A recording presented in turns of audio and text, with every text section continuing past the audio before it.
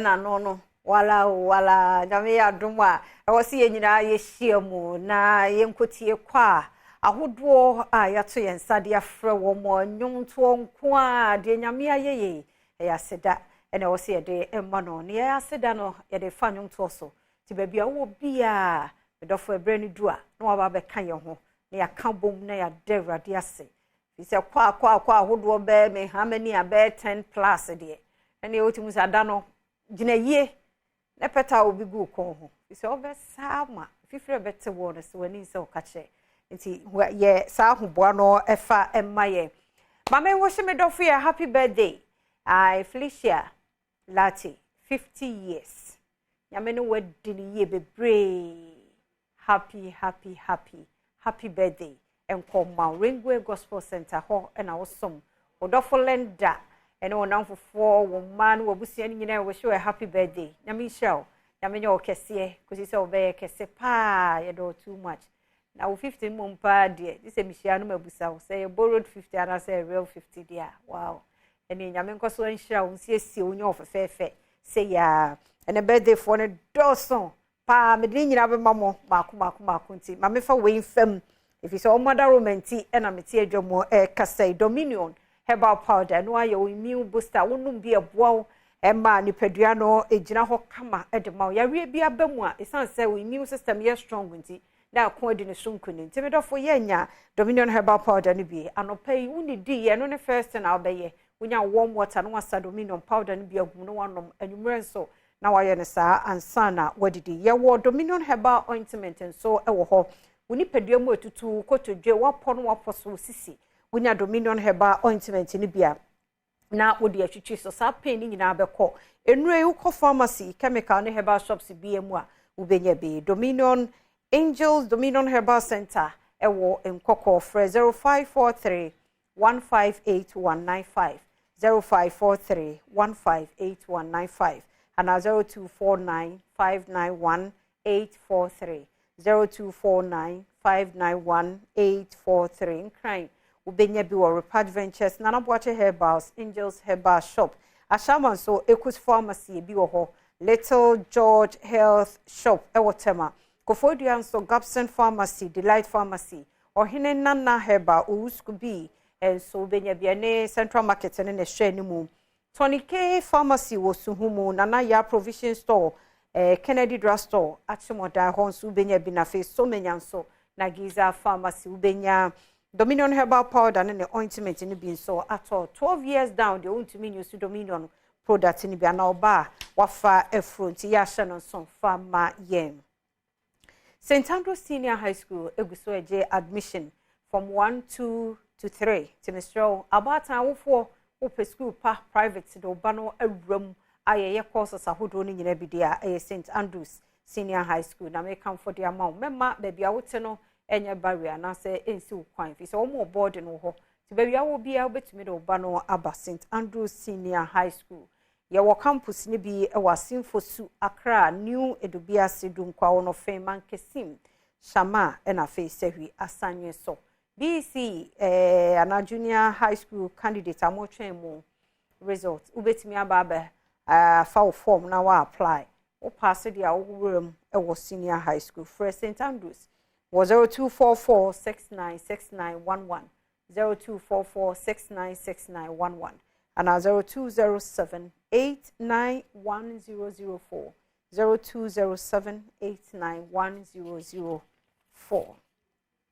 Franco Trading Enterprise phones papa efie ene ho open Nokia na Samsung iPhone and smart TVs and open tabletop fridges na open Franco air conditioning so and open Any abraho yo CCTV cameras and so ewo ti baby awo bia no na wabo woni akohoma mesro yenko pair Franco niema no bi ento no ne papa na emoye for Franco Trading Enterprise was 0246 422 338 0246 422 338 and 0555 939311 me basisi enko tweme me basisi Mamenfa Best Brain Publication die FM na one more actual books ahodo eboayen na 6 real core skills creativity and imagination, student leadership, citizenship, critical thinking and problem solving, and digital literacy, collaboration, communication. Yeah, eboa akenkan ope nwoma ahodo ma obofra akenkan a NACCA for one more agiatum to ko bookshops bia mu wo man mu a ubenya bi ato best brain publication for 0507 200 200 0507 200 200 and 0504 200 300 na say books papa when you be best brain publication tomorrow education today. Mochiami amwakonda kwa happy birthday enko emma onyame nhyira onyame nya okese 52 years nyamene ochiame amwakonda kwa dini ye DJ Amuz Samuzo happy birthday enko ma ochiami amwakonda kwa nyame nhyira opa onkoswa mo ahoden ni nyansa na fa ehwe uma no muso nyini mehwe. Happy birthday nko Emma we every call for you. Happy birthday nkoma Eric Adoko. CEO of Eric Do Electricals wo sunyane. Happy birthday nkoma Mr. Eric Adoko. CEO awoda Eric Do Electricals wo sunyane. Christian Oforikuma yamani boni na wish you a happy birthday. Nyame show. Nyame enyo kese kosi se obeye kese pa. Isaac no menyon so de ne de by happy birthday nkoma ya usu buadi ne ba Shela Nana Sewa bofro kuma kra owo Yonso Model School ewo Jamase happy birthday enkoma na mi hira onyini be ni petitu na wo akra keto akra na oppose ni sebe ya ye de ye pictures ibe to ho nka mbo hu ni pose nye easy that model pa na wo ho ni happy birthday enko ema oji poncho happy birthday nkoma Isaac Amuakon asante achemne ne mpotemu ye correspondent awo ho ya mi hira nyamenyo kese kosi se obeye kese pa medofo musilia nso wo kumase ana asante mantemo happy birthday enkoma nyamisha nyamenyo kese kosi se obeye kese ekwia amuako happy birthday obapa nyamisha mu nyina bako na onye mo kese kosi se mo beye kese pa medofo lenda nso wo ho a wo hwa Adom TV o de enyo birthday but wo hwa Adom TV on telenda nyamisha nyamenyo kese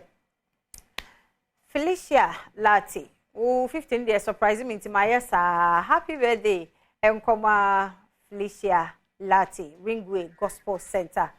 when you 50 years nyamisha nyamenyo kese kosi se obeye kese pa happy birthday Felicia Lati 50 years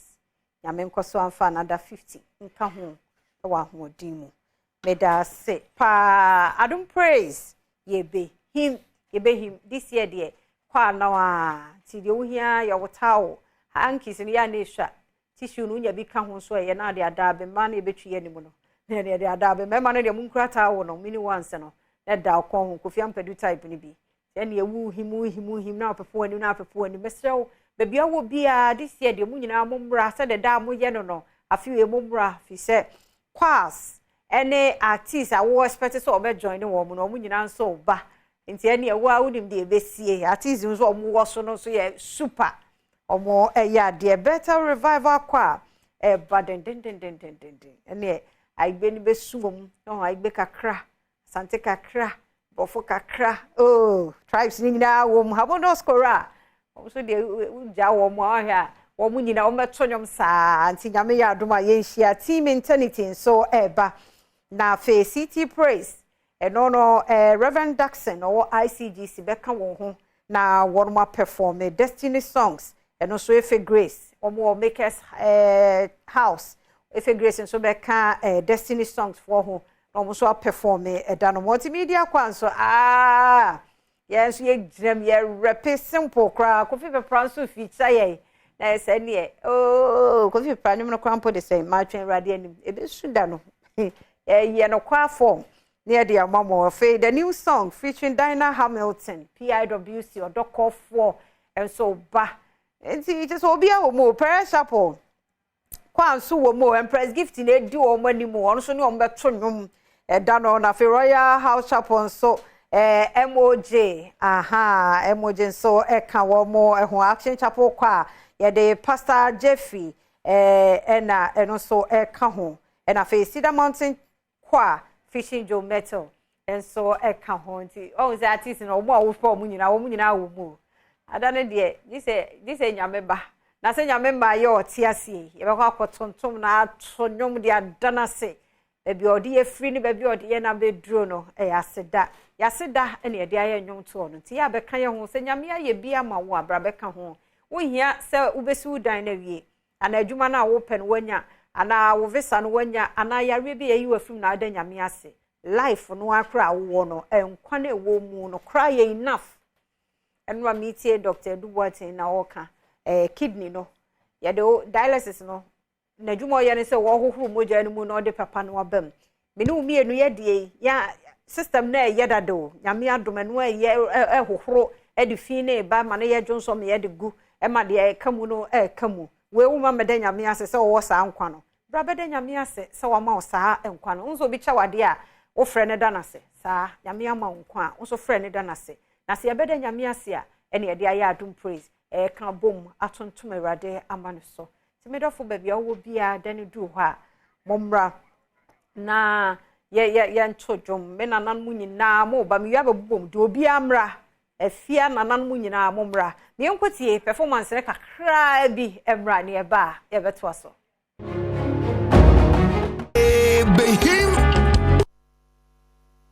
channel so say ye beko 1 week observation na say wo pediase na yakofa team no ewo hogu ahombo so ehwe se ye beje ye de won betumu nti ye de no bebramo na mami mi phone lines no na say the sister Sandy Shas ye ne zanto aso ewo ho 0302 211 701 702 703 704 0302 211 701 702 703 704 brani ani nkomo fa Adom Praiz ho nti me nanan mu nyama ka chem so obi eba nkranza ma Mavis eso oba nyame ya adom abra me twemu na na ti wa fra hosempo dwaben na eso oba na be nyame aye de nyame aye we eso oba Mama Darlings wo East Lagos mama me invite o bra na hwan kra ma Kate wo Kumase eso munyina mubọ mumra ne nyame ase so ho munyina mumra mbeka ye ho na ye na nyame ase ba bi ode ya ba bedru ho abie me nanan aka hwan a munyina obia mumra ayi color party ye hyehyia munyina mumra sare mubba ma na ye fe no sanso ne ye invite mo se mumra Adom Praiz ne na nyame ase yensa wo so yare ne gu wo so ha no gu na mo ani nje ti wo mu hu kra no mo tetem se na ni pe wo mo anu kra wo mo asa ti bra be kan ye ho Adom Praiz na kwafo no so aye krado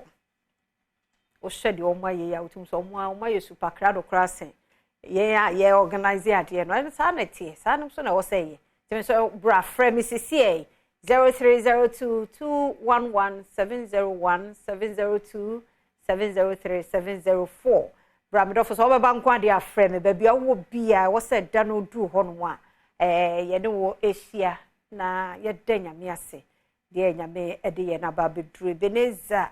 eni panyina na kobeto won ti se kɔ ne beto na wonan wo ho wonsa wo ho wano wo ho wani wo ho utumi ye bibia wo na wo sɔre na wo kɔ na wo ba na awurade so wonyi usika charges bia na so o de bra enwom to no a behihi mo ho keke no so ma medofo eso oba benim so obeba enti ye nyanya obi ade me be kopeduase na mpofo agei di kan wo ho dada ye hu mfonyina aba mpanifo ahodo wo ho mampani abede akire duru ho urala nchamaten wo ho mpanifo o ma di kan wo ho ni nyina ye oba pani former first lady Teresa Kofo a enne onka ye hu bie na woche ye di ewo ni kunu fie kanema mpani John Jokum Kofo ni fie ho ene wo sabre ye sa enkai dum no nti apofo je wa homa no so a ye nto aso ayona do te ye nka ye mo akwa aba